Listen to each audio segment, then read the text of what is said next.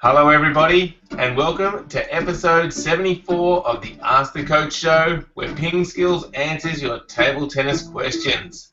Today, Alois gives his opinion on the importance of the backhand. We discuss whether learning in one area can help you develop in another, whether players really play better when they are cheered for, the trickiness of smashing a high backspin ball, and how to stay relaxed during your shots but still have good control. As always, Super Coach Alois Rosario is here with me to answer your questions. Welcome, Alois. Thank you, Jeffrey. Yes, good morning to everyone. And nice warm night in Melbourne, huh? Yes, it was a nice warm night in Melbourne. Yep, summer is still here. Though we didn't think so a couple of weeks ago when the temperature got pretty low. But yes, nice warm night. It was indeed. Yeah, so we've got some interesting questions there, Jeffrey, and we had a lot of questions put on by Abdul. We've kept a couple of them, but I think Abdul asked about 10 questions. We were going to be here for an hour and a half. Yeah, exactly. Unfortunately, not going to have time to get through all your questions, Abdul. We love your enthusiasm, but we've kept a couple of the good ones, so we'll definitely get onto them for you. Alois, the PingSkills question of the day yesterday was, has the backhand become more important over the last 10 years? What are your thoughts on this? Yeah, I think it definitely has. Certainly 10, 15, 20 years ago, I mean, players used to just get around and use their forehand a lot. They used to pivot a lot and make the forehand more and more. I think now, especially with the European players, they're tending to use the backhands a lot more. They're starting to utilise their backhand because the game is just too fast for them to get around and play the forehand.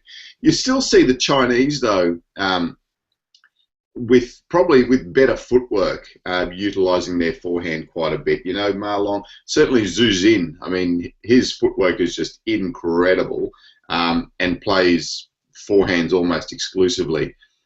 But yes, I think especially with the European game, a lot more backhands crept in. Yeah, and I think that the backhand has become a lot more powerful and a lot more of a weapon also over the last 10 years. I remember when I was a little kid and watching some footage of the top players in the world, they would, if they got into sort of a backhand-to-backhand rally, it very rarely you would see them hit a winner with that backhand. Like you said, they'd pivot around and make a winner with the forehand. Whereas now I think the backhand's become more of a weapon. Yeah, that's right. It's yeah. I mean, players are certainly hitting a lot of winners with their backhand. I mean, Krianga is the classic, isn't he? Krianga is just like a windmill on both sides. He just tees off and tries to hit a winner off the backhand or the forehand. But yeah, he's great to watch. He certainly is an exciting player. All right. So yes, the backhand is really important these days. But like Alois said, if you've got really good footwork, like the Chinese do, they still try and play more forehands in general. Yeah. And probably along those lines, Jeff, so Abdul has asked us, so how does Ma Long get so much power from his backhand shot that he does?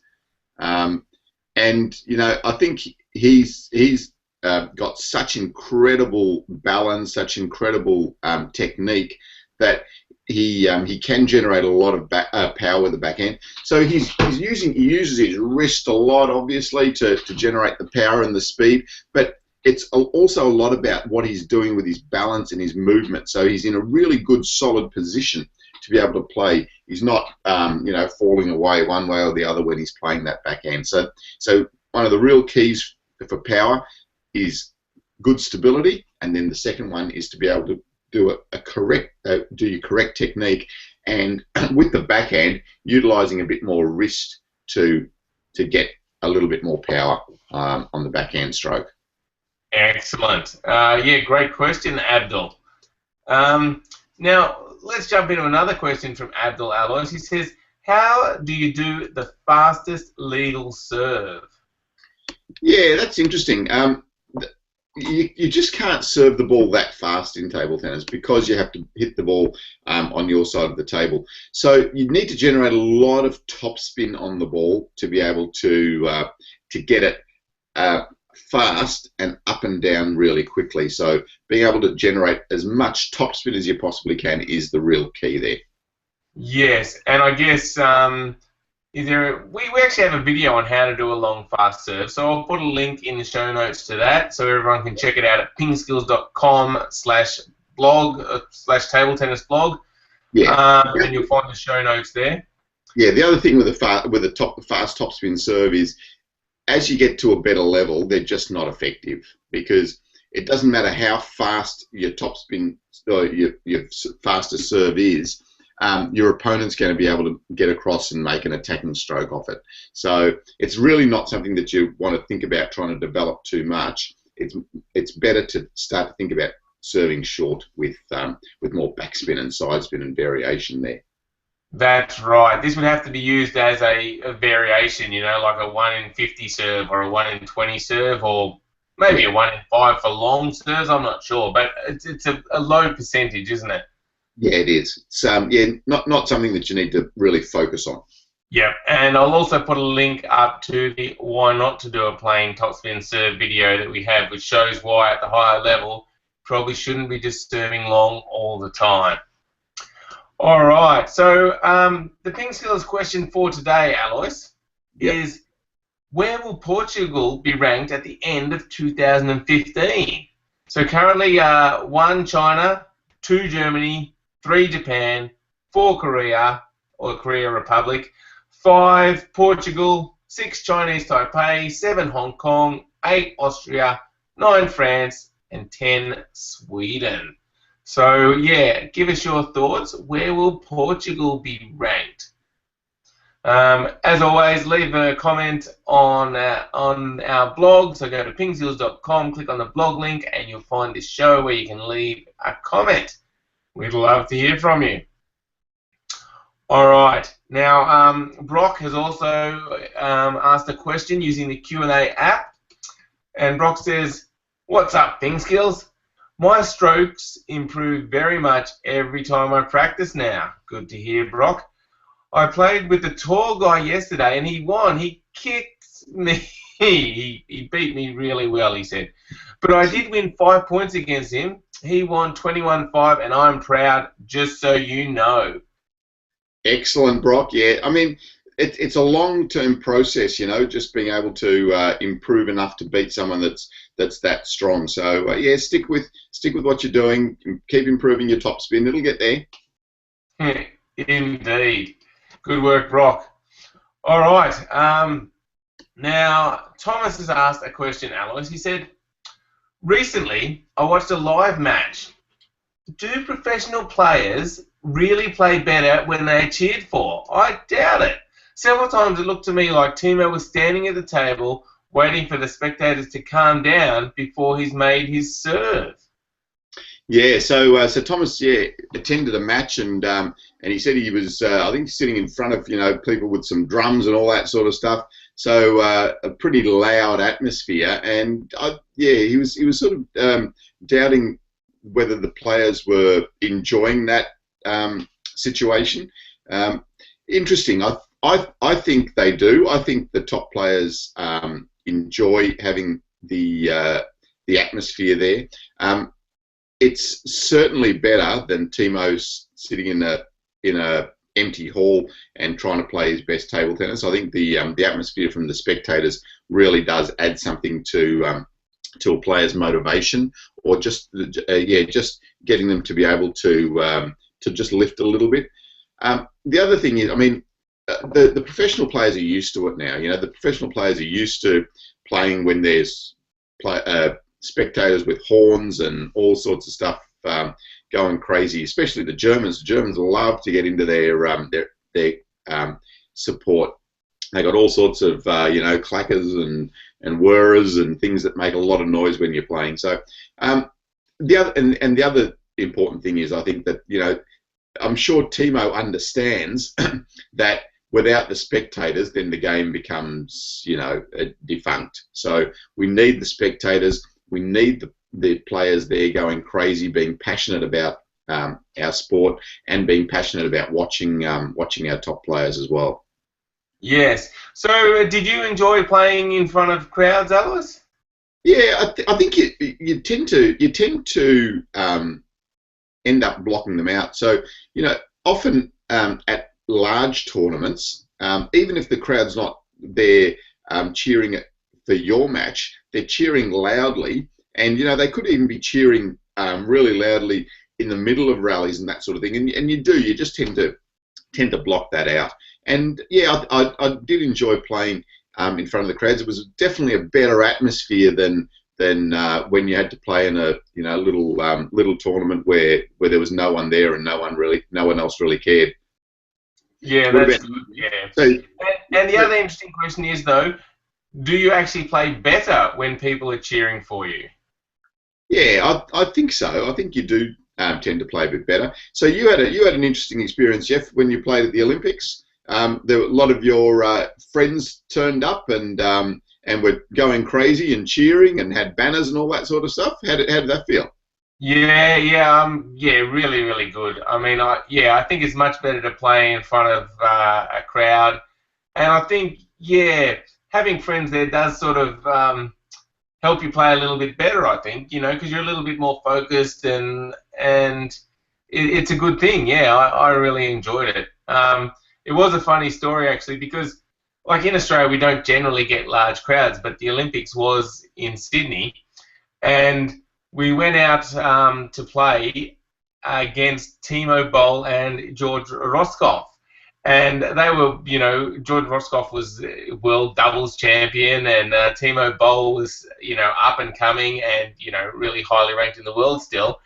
And we went out, they introduced the Germans, the crowd gave them a little bit of applause, and then they introduced us as the Australians, the home team, and the crowd went nuts. There's like huge cheering and whistling. And I looked over and I saw the Germans just looking at each other, Timo looking at Georg, and they just smiled and laughed. And then they went out and beat us pretty easily, Alois. Yeah, it was a funny day. Yeah. So the cheering. So you think the cheering didn't put Timo Boll off in that situation? I don't think it really affected him at all. Yes. Anyway, let's move on to another question, Alois. So DK has asked a question. He says, if I practice a topspin, everyone says that I should make the stroke relaxed. But when I relax and make the loop freely, it ends up in the net or I miss the ball. Do you have any idea where is my mistake? Yeah, there's a balance between being relaxed and being sloppy. So if you stay relaxed, that is ideal. But you've got to make sure that your arm is still moving correctly in the plane of whatever stroke that you're playing, whether it's the backhand or the forehand or the push or whatever it is. If you're relaxed and you do this, then your stroke becomes...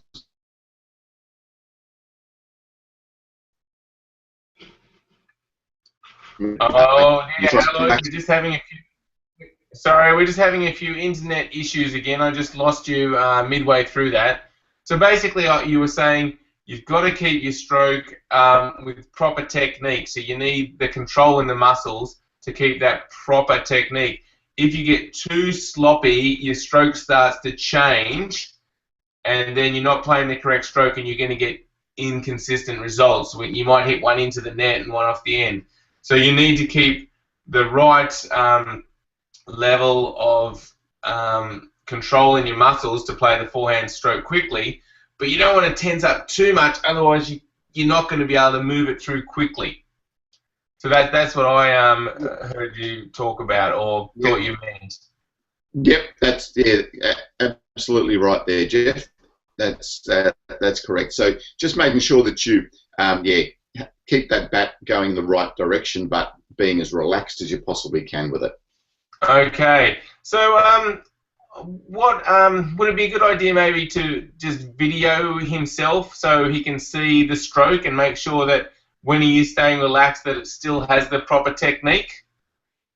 Yeah, I think that's a really good idea. And also, just when you're playing, just start to tune in to your own body and just the feeling that you have when you're playing. So just make sure that you are feeling relaxed, or if you are feeling tight, just understand where that tightness is coming from. Often it comes in the shoulder, and that's a really a common place that players start to tighten up. They tighten up here, and you see the bunching up of the shoulder. So yeah, so be aware of your own body, and try and video yourself. See if you can watch what you're doing as well. Okay, all right, DK. So try and pay a bit of attention to your shoulder and see if you can focus on that, the tension that's in there, and see if you can get it relaxed but still with a good technique. All right. The next question is from Richard, who says, I find that when I try to smash high returns from my opponent, I frequently badly hit those with heavy backspin. So I'm ready for hitting a winner, but instead it dives into the net. I feel suckered. What shot should I do if I see that type of shot? Yeah, common one, very common one, this one. I see it a lot at when I'm coaching. So often when players do a top spin serve, and it could even be a weaker opponent tries to push the ball like that, and they push it and it goes up really high, but it's got a lot of backspin on it. So the ball's up high, but with a heap of backspin. If you just do that, the ball is going to dive off your racket and straight down into the table.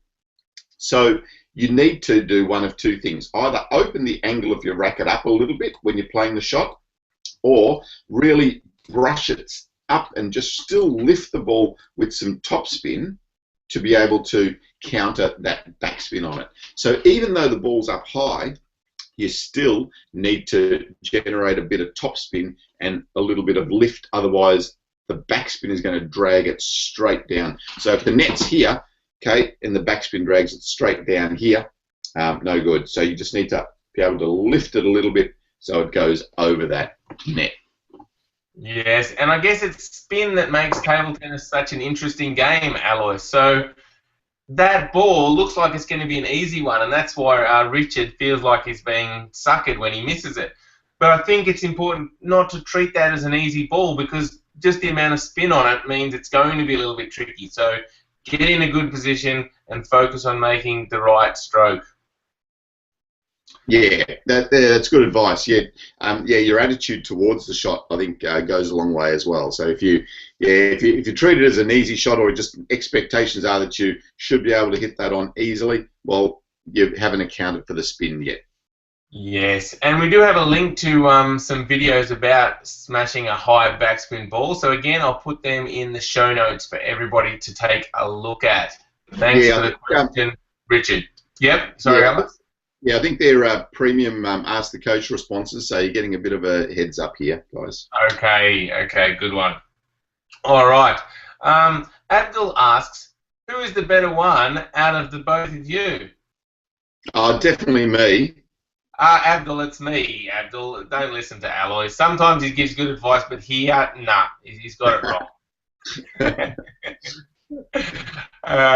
And Brox asked, do you think Jan Ove Voldner would play one more match before he retires? I think he should play 1,000 matches. I love watching him. Yeah. And now with the Legends Tour, he seems to like he might play a lot of table tennis. Yeah, and gee, he's still good to watch. So if you see any of that Legends stuff, you'll see that he's still got the same characteristics, same control, maybe a little bit slower, but gee, still good to watch. Indeed. All right, now Ariza has asked a question. Ariza says, I felt that my backhand push became spinnier and more consistent after I employed my backhand serve more and more in my game. Is it just my feeling, or is it true that a player can improve his or her backhand push through practicing the backhand serve? Yeah, it's interesting the connections that we make between different aspects of our game. So by practicing your backhand serve, perhaps you've started to get the feel of the brushing contact, which then in turn has helped you to link that to your backhand push. Yeah, that's worked really well for you. It may not work for everyone, but it might work for other players as well. So, yeah, it's good to just try to find those connections between things that you're learning. Often I link players' forehands with their backhands. So a player might have a good forehand topspin, but you don't, but they don't have a backhand topspin. So if you start to tune into the feelings that you're getting when you're playing your forehand topspin, the timing, the contact, and then try to transfer those same feelings over to the backhand, sometimes that works. So in this case with you, Ariza, so your backhand serve contact has translated well to improving your backhand push. Yeah, it is interesting, and I think, yeah, I guess the general question is, can learning in one area help you in another, Alois? Yeah, and definitely can. So, which is what yeah, you basically did. So I've just asked the question again, but yeah. but I guess it is a good point, and I feel like, yeah, like you said, if you make connections in one area, it can help your understanding in another. So I think it's good to think about these things outside of your practice and see how one area can help the other. Yeah, definitely. And it's all about having awareness and thinking during your training and just trying to find the best way to improve your game. Okay, excellent. That sounds good. All right, one more quick question from Brock Alois. He says, how old were you guys when you first competed in a tournament? Yeah, I was 9, so I'd been hitting around probably for a couple of years before that. But yeah, I remember my first tournament very clearly, 9 years old. Okay, yes, I think I was 13 years old, Brock, so a little bit later than Alois. All right, everyone. Well, thanks for the questions. That wraps up today's show. I hope you've enjoyed it. Make sure you check out our website at pingskills.com, and you can click on the blog link to find all the previous Ask the Coach shows. We've got heaps of them now. This is up to 74, so you'll find them all there. Thank you, Alois, for answering all those questions. Thank you, Jeffrey, and remember, who's the best, guys? Yes, it's me. See you, everyone. Have a great day. Bye.